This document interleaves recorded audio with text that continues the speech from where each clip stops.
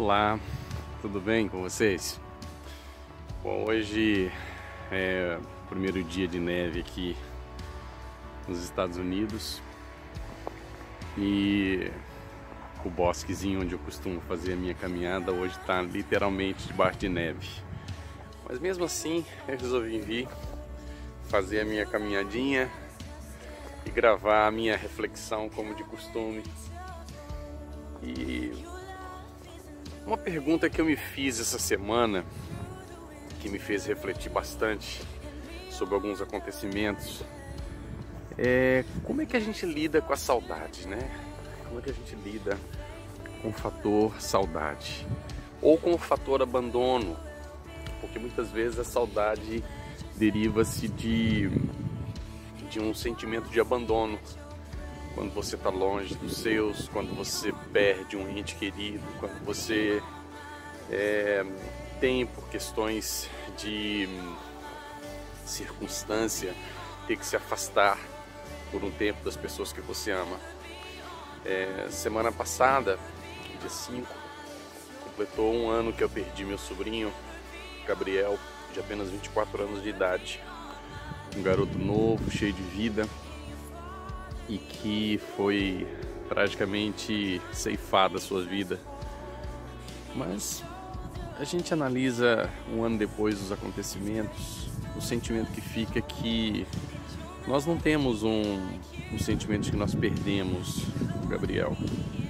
Nós temos o sentimento de que nós aprendemos com o Gabriel.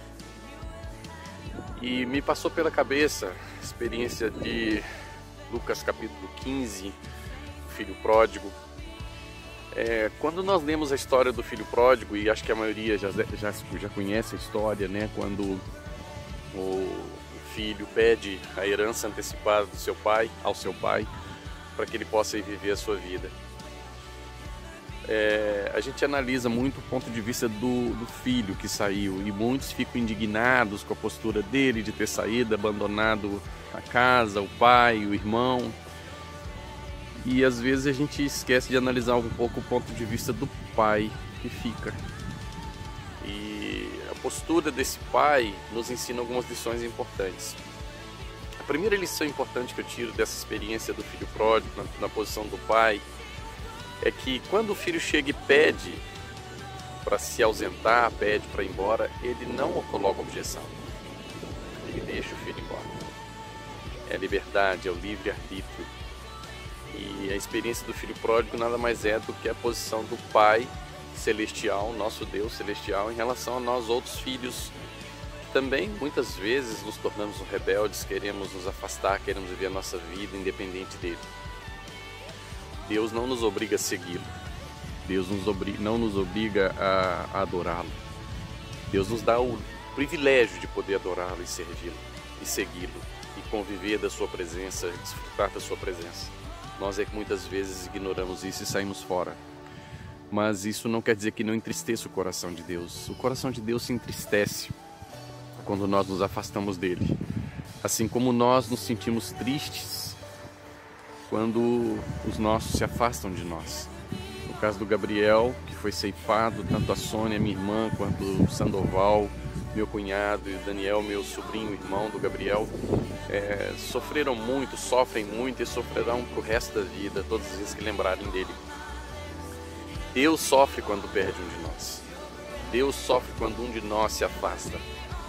E eu acho que pior do que perder alguém, um ente querido que morre, perder para a morte, é perder em vida. Quando um filho decide se afastar, quando um filho decide viver independente do pai, não obedecendo os seus cuidados, os seus princípios educacionais. Mas podemos aplicar também uma segunda experiência dessa lição, dessa história do filho pródigo, é quando o filho resolve voltar. E a postura do pai é de não somente recebê-lo, mas de dar uma festa para recebê-lo. Isso é fantástico. Coloca um anel de ouro em seu dedo, dá uma festa em homenagem, reúne os seus funcionários, mata um boi, faz um churrasco e recebe o filho. Cara, eu fico impressionado com isso. tamanho do perdão de Deus, o tamanho do perdão daqueles que amam de verdade. Então, antes de pensarmos qualquer coisa, eu sei que a gente sofre, eu sei que você que está me ouvindo, de repente está se identificando com essa história porque recentemente pode ter perdido alguém. E eu não digo necessariamente um filho, uma filha, mas você pode estar se sentindo agora abandonado por um namorado, abandonado por uma namorada, abandonado pelo esposo, pela esposa, você que é divorciado, e principalmente você que é divorciado recente. Eu passei por essa experiência, é tão dolorido, é tão, sabe, dói muito o coração da gente quando a gente se sente largado, abandonado. Quando a gente é traído também, sabe, a gente passa por tudo isso na vida, não só quando a gente trai, quando a gente é traído. A dor é muito grande, isso é fruto do pecado que está em nós. Mas o nosso Deus é tão misericordioso, é tão maravilhoso que Ele nos perdoa, sabe, Ele nos dá uma segunda chance de recomeçar. Então a reflexão nesse dia frio aqui dos Estados Unidos, imagino que os que estão vendo essa gravação aí no Brasil devem estar pensando, contraste, né? Estamos aqui num calor louco. Mas a reflexão é para que a gente possa pensar realmente sobre isso. Pense um pouquinho, pense com carinho. Se você está se sentindo abandonado, triste, toma a postura desse pai do filho pródigo.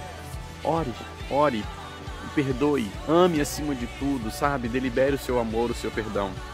Se você perdeu alguém para a morte, como foi o nosso caso, a nossa família, entenda que quando alguém morre, ela deixa marcas na gente pro resto da vida. Então, na verdade, essa pessoa não morreu, o corpo morreu, mas a história de vida permanece viva, está em nós.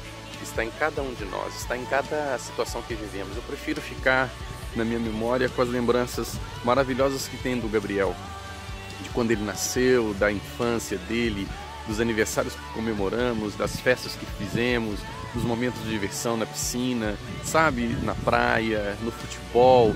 Eu prefiro lembrar de tudo isso. Então, minha palavra nesse dia, nessa reflexão não desista. Tome essas duas posturas em relação à vida. Primeiro, libere, ninguém é dono de ninguém. Libere. Se a pessoa não quer viver do seu lado, não quer te ouvir, deixa seguir o caminho. Mas acompanhado dessa postura de liberdade, ame, perdoe e esteja preparado para receber de volta se for o caso. Que Deus te abençoe, te guarde. Eu vou me recolher porque está muito frio. Vou dar só uma panorâmica rápida aqui, para você ver que delícia que está o meu laguinho congelado. Os meus gancinhos continuam lá no fundo, não dá para ver certamente, mas eles estão lá, ó, firme e forte. Um dia eu vou fazer uma reflexão sobre esses gansos. Deus abençoe, te guarde, te dê uma semana muito produtiva. Fique com Deus. Bye bye, tchau, tchau.